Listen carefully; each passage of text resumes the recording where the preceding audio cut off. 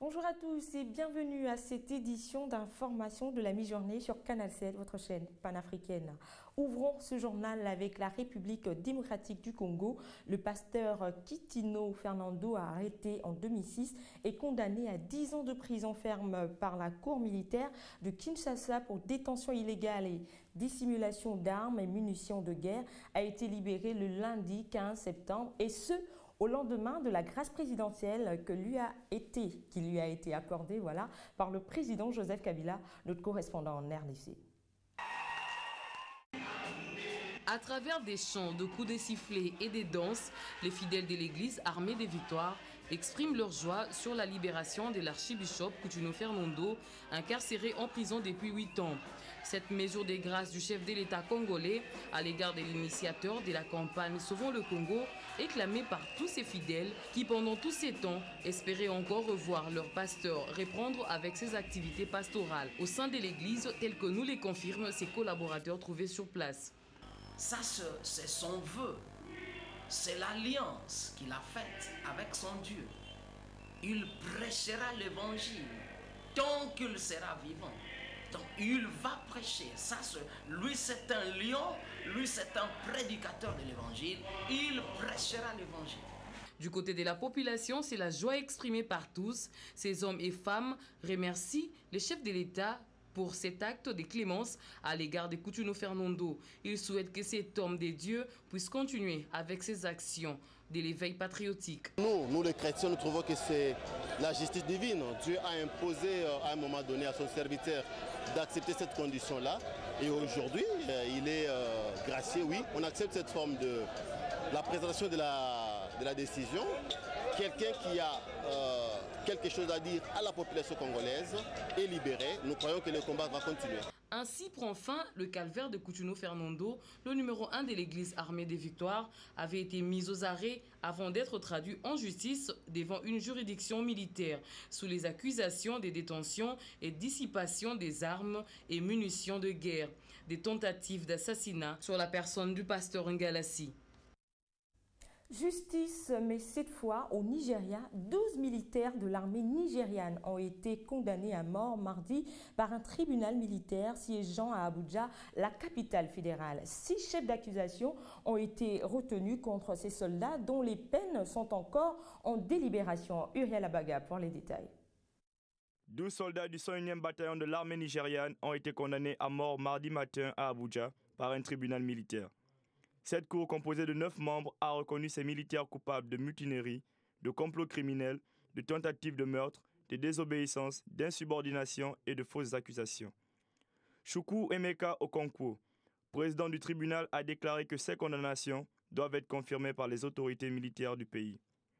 Les événements ont eu lieu le 14 mai dernier. Des soldats ont tiré sur un convoi dans lequel se trouvait le général Amadou Mohamed, commandant de la 7e division militaire. Mohamed dirige les opérations militaires contre le groupe islamiste Boko Haram, contre lequel le Nigeria lutte depuis 5 ans. Les condamnés exigeaient des explications du général à propos de la mort de plusieurs de leurs frères d'armes dans une embuscade islamiste. Ils étaient 18 mardi à la barre. 12 ont donc été condamnés à mort. Un a écopé de 28 jours de travaux forcés et les 5 derniers ont été acquittés, déclarés non coupables par la Cour. Ce mercredi, le Congrès de la République fédérale et l'Association du barreau nigérian se sont exprimés, souhaitant que le pardon soit accordé aux condamnés. En Centrafrique, le baccalauréat se déroule en ce moment dans plusieurs villes du pays, dont celle contrôlée par l'ex-Séléka en dépit d'une situation sécuritaire inédite. Après plusieurs reports, toutes les dispositions ont été finalement prises pour assurer le bon déroulement des épreuves et dans le même temps garantir la crédibilité des diplômes. Ismaïga. Quelques 5800 élèves centrafricains, dont 800 de l'enseignement technique, sont en examen depuis le lundi pour le diplôme du baccalauréat qui leur ouvrira les portes de l'enseignement supérieur. Conscients de la situation politique et sécuritaire du pays, ces candidats au baccalauréat, concentrés sur leurs épreuves, espèrent des lendemains meilleurs. On sait que tout le monde a traversé des moments difficiles. concernant ce sujet, mais le mieux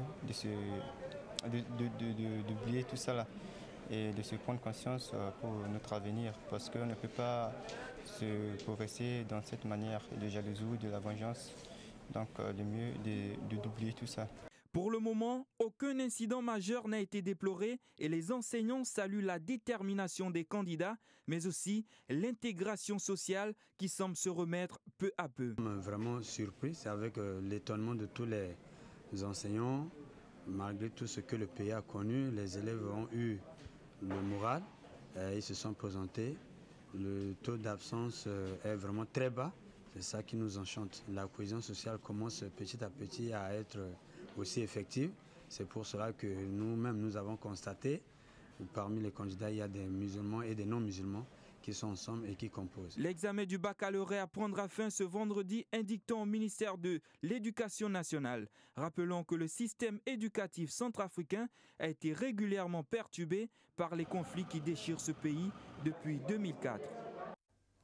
Au Zimbabwe, le ministre des Affaires étrangères russe Sergueï Lavrov, en visite dans ce pays, a été reçu par le président Robert Mugabe. Au menu de leurs échanges, la question des sanctions occidentales qui frappent la Russie et les rapports bilatéraux liant les deux pays. Reportage. Frappé tout comme la Russie de sanctions occidentales, le président du Zimbabwe, Robert Mugabe, a été qualifié de légende et de figure historique par Sergueï Lavrov, ministre des Affaires étrangères russe. Pour le ministre russe, l'Afrique est l'un des piliers du système mondial en évolution. De ce fait, il n'est plus question d'un monde dominé par une ou deux puissances. L'émergence de nouveaux grands acteurs, parmi lesquels le continent africain, doit être pris en compte. Leur voix doit être entendue dans la politique internationale. On ne peut plus revenir à un monde unipolaire ou bipolaire. Le futur, c'est un monde multipolaire. Sinon, le système ne pourra être durable. C'est dans ce sens que le président zimbabwéen Robert Mugabe a dénoncé les sanctions prononcées par les États-Unis et l'Union européenne contre la Russie. Les sanctions n'ont jamais été approuvées par les Nations Unies. Celles qui visent aujourd'hui la Fédération de Russie n'ont jamais été approuvées par les Nations Unies. Signalons que les États-Unis et l'Union européenne ont imposé des sanctions financières, économiques et diplomatiques à la Russie pour protester contre le soutien de Moscou aux forces séparatistes pro-russes d'Ukraine. Signalant aussi que Robert Mugabe est pour sa part sous le coup de sanctions américaines et européennes prises après une vague de répression de l'opposition en 2002. La culture dans ce journal avec l'Éthiopie, la vieille cité d'Harar attire beaucoup de monde et aussi de nouvelles pratiques. Mais les traditions historiques, culturelles et religieuses uniques de ce lieu saint de l'islam y sont vivantes. Explication de Roland Djakou. Voici l'une des plus anciennes villes d'Afrique de l'Est, Harar, une cité fortifiée fondée au Xe siècle dans l'est de l'Éthiopie. Aujourd'hui, les lieux saints et demeures traditionnelles côtoient des publicités pour des marques de bière. Mais des militants et passionnés veillent à préserver les riches traditions de la ville. C'est à cause de la mondialisation. On ne peut rien faire contre cela. Tous les changements ne sont pas mauvais. Mais la culture, la religion de Harari, la culture de Harari survivront. Inscrite au patrimoine mondial de l'UNESCO, avec ses 82 mosquées dont 3 datant du Xe siècle, Harar est parfois décrite comme le 4e lieu saint de l'islam, après la Mecque, Médine et Jérusalem. Fermée aux chrétiens jusqu'en 1887, les longues années d'isolement ont façonné une culture unique à la ville, caractérisée par la langue harari et l'artisanat traditionnel, comme la reliure ou le tissage. Une identité dont les habitants sont fiers. Ils veulent rester eux-mêmes, ne pas imiter les autres. Mais quand ils voient l'influence de l'Occident, ils disent ça c'est à eux et ce qui est à nous est à nous. La célébration de l'Eid el-Fitr est parmi les traditions toujours respectées. Inchangée depuis des siècles, la fin de la fête du Ramadan rassemble des milliers de visiteurs, même si les sweatshirts ont remplacé les tenues traditionnelles. Et aujourd'hui, tout le monde filme la fête avec son téléphone portable. Mais les réseaux sociaux et les mobiles sont vus comme des outils de préservation de l'héritage Harari. Avant la fin de cette édition d'information, cette note de sport, football, une délégation marocaine s'est rendue mercredi à Addis Abeba pour une évaluation de la préparation de la Coupe d'Afrique des Nations 2015.